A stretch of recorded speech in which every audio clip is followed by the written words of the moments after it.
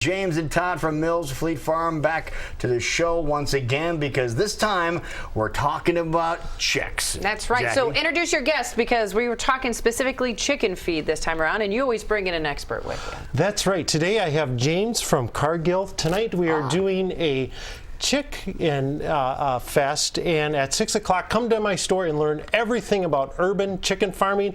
It's a chick fest. That's right. I like that. I have pictures of chickens here. He's going to tell you how to raise chickens in the city because it's legal. It is legal. As well as in the country. And more people are doing so. That's right. You can provide your own eggs and your meat birds, and James is going to tell us how. All right. Yeah, absolutely. Well, as Todd said, tonight we'll be having our little chicken chat.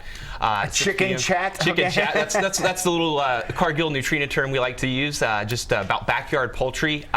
Be at 6 o'clock. We'll have everything about getting set up, started with chicks, all the way through backyard remedies, some natural remedies that chicken owners can use to support and aid their flock. Also some at-home kind of vet care tips. There's not a whole lot of avian vets in most places, so a lot of backyard chicken folks actually have to do it all on their own. So we're going to kind of talk about a few of those things.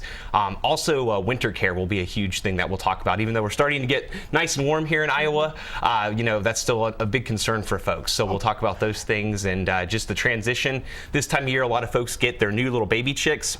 Right. And you're not able to go cold turkey or cold chicken necessarily with those other existing birds. So we're going to talk about that transition phase that folks will go through. So now it seems to be becoming really popular to have chickens in the city. How much of an area do people need to have chickens like this? It really varies. Obviously, the more space you can have, the better. But really, I have backyard chickens, and I have less than 1/4 of an acre. So you really don't need a whole lot of space.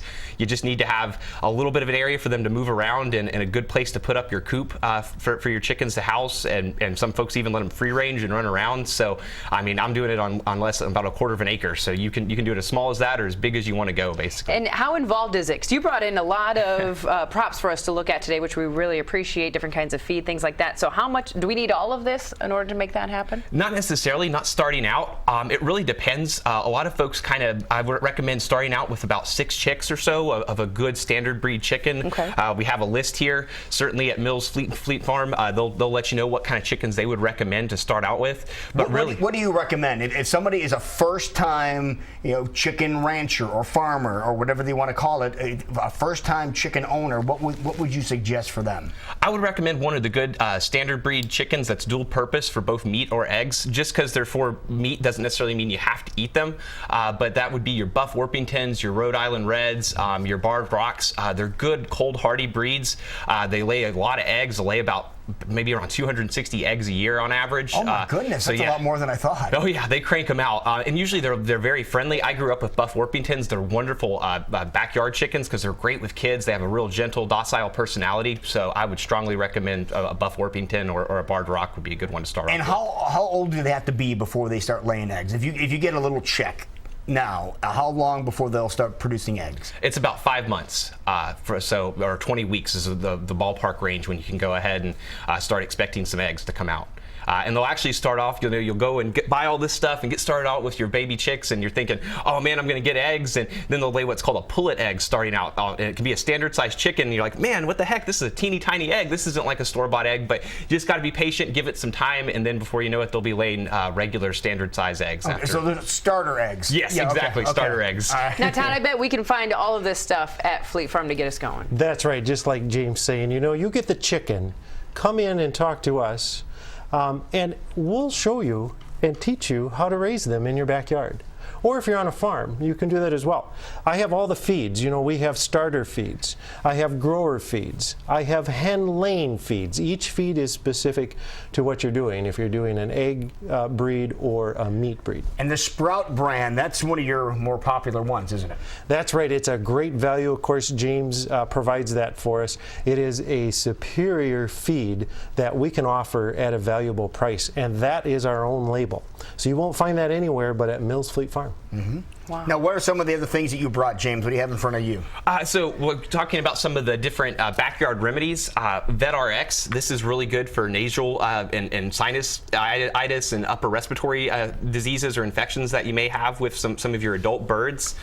We also have some natural bug remedies that can get rid of some of the backyard pests that you may have on your chickens, like mites and lice. Okay, not necessarily the bugs that they would be eating. Yeah, well, sometimes they can. That is a good point. The chickens are omnivores, so they will go out and forage and actually can deter a lot of those pests that you may have. They'll eat fly larvae and different ticks and spiders and all that kind of stuff. I have backyard chickens, and I never see spiders in my house, so they're good at getting rid of those. But yeah, this would be more for the bugs that might actually get on your chickens to get rid of them. And then we also just have some Coop Compost that will help clean up the coop, so that way you don't have to worry about getting a stinky coop necessarily. And then also some other dewormers and remedies to cure some of the ailments that you may face. So if you're just getting started out, you can come over to Mills Fleet Farm up in Ankeny and you can get all the essentials. That is right. And I have so many customers that come in and are collecting chickens. They have their kids getting different breeds. And they're asking us, what do we do and how do we raise them? That's why we're having a chick chat with James tonight, so we can help educate that, because it is such a family experience. I mean, how rewarding to have a chicken running around your yard, and once a day they'll lay you an egg. And you can have your kids go out and collect the eggs. I have a little red basket there, and that is the egg collecting basket. Sure. That you can send your kids out every morning and collect an egg for breakfast. There it is, right there. You got a shot of that. What's one thing people don't think of if they're saying, I want to try backyard chickens? What's something they should keep in mind? One of the biggest things is just starting out with baby chicks around this time of year, especially with Easter. Some folks think, oh, how cute would it be to have baby chicks right at Easter? They don't realize that baby chicks can't self-regulate their body temperature, so you need a heat lamp or a heating pad in what we call a brooder, which can just be a rubber tub or just even a cardboard box to retain that heat. So that's very important for about the first 6 weeks of that young bird's life. So certainly, Mills will get you set up where you need to go, and Todd has a great team that's very educated. So I would just recommend that you go there first, talk to his team, get everything you need. They'll send you in the right direction, and then go get the baby chicks. So you want to get the living arrangements set up first before you bring the. I'd say they're really cute, but in. they take some work as well, so keep that in mind. Exactly. All right. So remind us when the chicken chat is happening tonight. It'll be at 6 p.m. at the Mills Farm and Fleet store in Ankeny. Okay. Anywhere specific that people need to go when they come in, or they're going to know exactly where to go? You can come to the service desk and we will direct you right to where to go. Perfect. Yeah, and also while you're there, I know we're talking chickens here, but check out the other variety of foods you guys have there, because seriously, they have if you picture the biggest grocery store you think of, they have at least 2 or 3 aisles full of pet foods. So they will be able to take care of you. That's right, and I just got done completing my smoker grill shop. So if you need a grill or smoker for your deck, come on in, I have it here. And the supplies. A little bit of everything. And remember, if you open up a Mills Fleet card with me, I'll give you 10% off. There it is. Perfect. Now, tell everybody how to get to your location. Oh, it's so easy. You go through the mixer, head north, and you'll see a giant orange silo. That's my store, just off Delaware. There it is. Perfect. Good to see you, my friend. Thank you so much for having me. Buddy,